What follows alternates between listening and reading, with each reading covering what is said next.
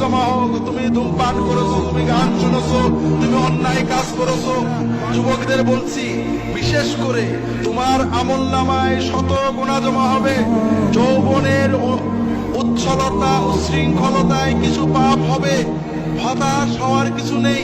তবে নামাজ কাজা করার পাপ যেন তোমার আমলনামায় কখনো না ঢোকে।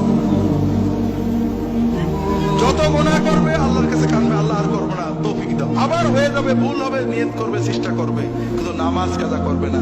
খেলার মাঠে ছিলে, ক্রিকেট খেলা দেখছিলে, টিভির সামনে ছিলে, সিনেমা হলে ছিলে, যেখানেই থাকো না কেন ওয়াক্ত হলে নামাজটা আদায় করবে।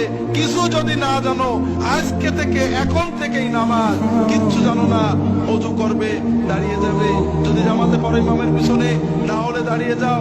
দোয়া কালাম জানো না, যেখানে জানো না শুধু আল্লাহু আকবার অথবা সুবহানাল্লাহ বলো অথবা লা ইলাহা ইল্লাল্লাহ বলো, এটাতেই নামাজ হয়ে যাবে। তুমি 16 আনা সওয়াব পেয়ে যাবে। তবে পাশাপাশি নামাজটা শিখতে হবে। বিশেষ করে যুবকদের বলবো, নামাজটাকে প্রাণবন্ত করেছে কো মসজিদে যাওয়া। তুই যা করবি কর, কিন্তু মসজিদে আসিস না। এটার নাম ইসলাম নাকি ভাই? ও চুল গেছে, দুল পড়েছে, কোনোটা মাকরু, কোনোটা নাজেজ, কোনোটা গুনাহ হবে, কোনোটাই হবে না। কিন্তু সবচেয়ে বড় গুনাহ হলো নামাজ না পড়া, ঠিক না? কাজে ওকে যেভাবে আসে মসজিদে আসতে দেন, অন্তত নামাজটা পড়ুক। ওর জন্য দিনের সহজ বিষয়টা বুঝান।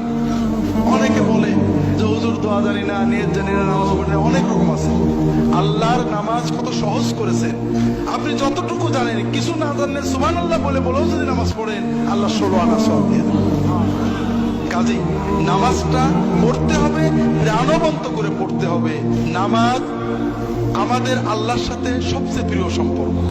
আমরা নামাজে অনেক ভুল করি, মেয়েরাও করেন, পুরুষেরাও করেন। আমরা নামাজ যারা পড়ি তারা কি ভুল করি? নামাজ পড়ছি, কিন্তু রুকুতে যে কটাস করে উঠে পড়ি, পুরো না দাঁড়িয়ে আবার সেজদায় চলে যাই। সেজদায় যে তাড়াহুড়ো করি, দুই সেজদার মাঝখানে ভালো করে বসি না। এইরকম মুসল্লি কি আপনাদের এলাকায় আছে? তো ভাইরা খুব ভালো করে বুঝুন, আপনি সূরা কিরাত জানেন না, নামাজ হবে। আপনি কোন দোয়া জানেন না, নামাজ হবে। আপনার কাপড় নেই, ন্যাংটো হয়ে নামাজ হবে। আপনার পাক কাপড় নেই, নাপাক কাপড়ে নামাজ হবে। কিন্তু রুকু সেজদা আপনি দিতে পারেন, খটোমটো করে দিয়েছেন, নামাজ হবে না। কারণ আপনি মালিকের সামনে গেছেন, প্রধানমন্ত্রীর সামনে গেলে, এমপির সামনে গেলে কত ভক্তির সাথে থাকেন, আর মালিকের সামনে মাথাটা নত করেছেন। আপনি একেবারে হঠাৎ করে উঠে পড়লেন, শান্ত হয়ে দাঁড়ালেন না। এইভাবে রুকু সেজদা করলে নামাজ হবে না। কাজেই অন্তরের মহব্বত দিয়ে নামাজ পড়েন। ছোট্ট একটা বলি, রাসূলুল্লাহ সাল্লাল্লাহু আলাইহি ওয়াসাল্লাম দুই সাজদার মাঝখানে কি বলতেন? রব্বে গফিরলি। কখনো ওটাই রিপিট করতেন, কখনো বলতেন রব্বে গফিরলি ওয়ারহামনি ওয়ারযুকনি ওয়াহদিনি ওয়াআফিনি ওয়া'ফু আন্নি ওয়াজবুরনি ওয়ারফা'নি। দোয়া করতেন। দোয়াগুলোর মানে কি? আল্লাহ আমাকে মাফ করে দাও, আল্লাহ রহমত করো, আল্লাহ আমার রিজিকে বরকত দাও, রিজিক বাড়িয়ে দাও, আল্লাহ আমাকে সুস্থতা দাও, আল্লাহ আমাকে বিপদ মুক্ত রাখো, আল্লাহ আমাকে নিরাপদে রাখো, আল্লাহ আমার ক্ষতি পূরণ করে দাও, আল্লাহ আমার মর্যাদা বাড়িয়ে দাও, ইত্যাদি। দোয়াগুলো কেমন লাগলো ভাই? কোন দোয়া বাদ থাকলো? বড় কষ্ট লাগে।